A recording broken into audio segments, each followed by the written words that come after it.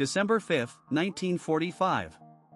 A date that should have been just another Tuesday afternoon at a naval air station in Florida. Instead, it became the opening chapter of the greatest aviation mystery in American history. 5 military aircraft vanished into thin air. 27 men gone without a single trace. No wreckage. No bodies. No distress signal. Just silence. This is the story of Flight 19. Naval Air Station Fort Lauderdale. 2 o'clock in the afternoon. The sun was shining, the sky was clear, and 5 Grumman TBF Avenger torpedo bombers sat on the runway, ready for a routine training mission. These weren't small planes. Each Avenger was 40 feet long with a wingspan of over 50 feet, carrying a crew of 3 and loaded with fuel for a 4-hour flight. Together they formed Flight 19. The mission was simple. Navigation problem number 1. Fly east for 56 miles to Hens and Chickens Shoals, practice some bombing runs, then continue east, turn north over Grand Bahama, and finally head southwest back to base. A 3-hour trip. A milk run, the pilots called it. Nothing they hadn't done 100 times before. Leading the flight was Lieutenant Charles Taylor. 28 years old. Over 2,500 hours of flight time. He knew these waters. He knew these skies. But what Taylor didn't know, what nobody could have known, was that within 2 hours, he would be hopelessly lost. The 5 Avengers took off at 2:10 p.m. For the first hour, everything went according to plan. The bombers reached the practice target, dropped their ordnance, and radioed back to base that the exercise was complete. Standard stuff. But then, something went terribly wrong. At around 3:40 p.m., a radio operator at the base picked up a strange transmission. It wasn't from Taylor. It was from one of the student pilots, Captain Edward Powers. His voice crackled over the radio with words that sent a chill through the control tower. "I don't know where we are. We must have got lost after that last turn. Now, losing your bearings during a training flight isn't unusual. Student pilots get disoriented all the time." But what happened next made everyone realize this was different. Lieutenant Taylor came on the radio. His voice was calm but concerned. "Both of my compasses are out," he said. "I am over land, but it's broken. I am sure I'm in the Florida Keys, but I don't know how far down, and I don't know how to get to Fort Lauderdale." The Florida Keys. He was looking at the islands below him and seeing the Florida Keys. But here's the thing. The Florida Keys are southwest of Fort Lauderdale. The actual position of Flight 19 was northeast of the Bahamas. Taylor was looking at the Abaco Islands, a completely different chain, hundreds of miles from where he thought he was. He was right about one thing. His compasses were out. But he was wrong about everything else. The control tower tried to guide him. "Put the sun on your port wing and fly north," they said. "If you're in the Keys, flying north will bring you to Florida." But Taylor, confused and disoriented, did something else. He turned east. Then northeast. Then east again. With every turn, he was pushing his squadron farther out into the Atlantic Ocean, away from land, away from help, and directly into the vast, empty expanse of the Bermuda Triangle. The radio transcripts from the next 2 hours are painful to read. The men of Flight 19 grew increasingly desperate. At one point, an unidentified pilot shouted, "Damn it, if we could just fly west we would get home. Head west, damn it." But Taylor didn't listen. Or maybe he couldn't.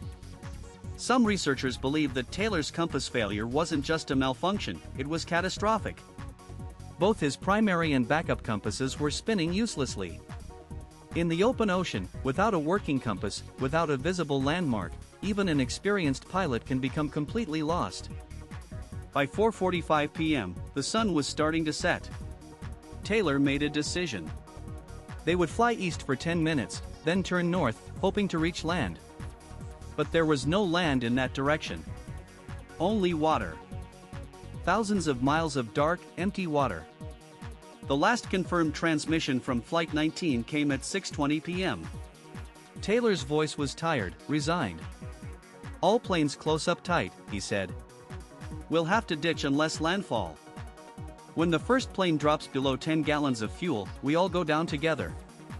Those were the last words ever heard from Lieutenant Charles Taylor and the 14 men of Flight 19. But the tragedy wasn't over. At 7:27 p.m., the Navy launched a Martin PBM Mariner flying boat from Naval Air Station Banana River. It was a massive seaplane, designed for long-range search and rescue missions. 13 crew members. Experienced men. They knew the risks. 3 minutes after takeoff, the Mariner radioed that its mission was underway. It was the last communication anyone ever received from that aircraft.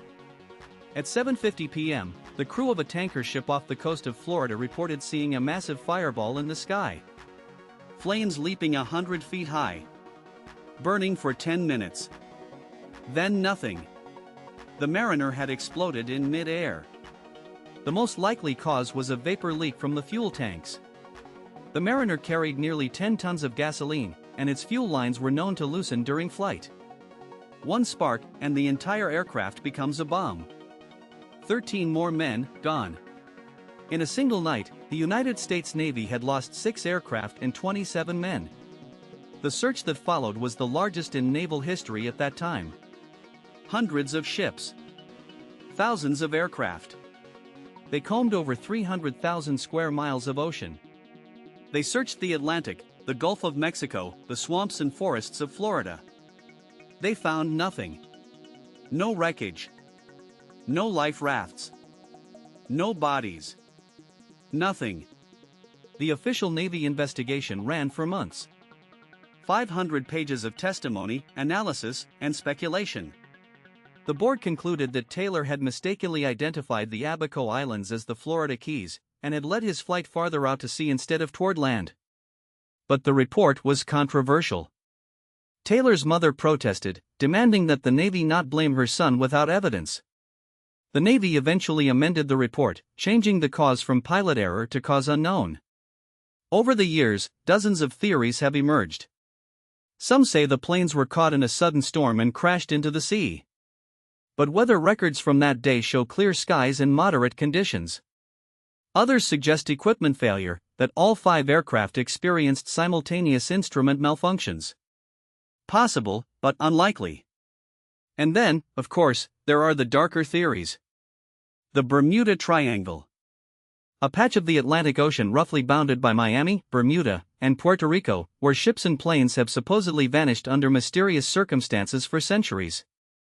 Flight 19 became the crown jewel of this legend. Proponents point to strange magnetic anomalies, time warps, even alien abduction. None of these theories have ever been proven. But the mystery endures because the simplest explanation is also the most haunting. The planes ran out of fuel. They ditched at sea in the dark. And by the time rescue teams arrived, the ocean had swallowed every trace. But then, in 1991, a salvage crew searching for sunken treasure off the coast of Florida discovered 5 Grumman Avenger aircraft lying on the ocean floor. For a brief moment, the world believed the mystery of Flight 19 had been solved. But the Navy examined the wreckage and identified the planes. They were older models, lost at a different time. The real Flight 19 was still out there. To this day, no trace of the 5 Avengers or the rescue Mariner has ever been found. 27 men vanished from the face of the earth, leaving behind only a few crackling radio transmissions and a mystery that has haunted the American imagination for over 80 years. Some mysteries are never meant to be solved.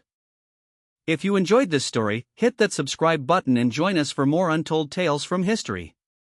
We release new videos every week, exploring the mysteries, the tragedies, and the incredible true stories that shaped our world. Click the bell icon so you never miss an upload. And leave a comment below.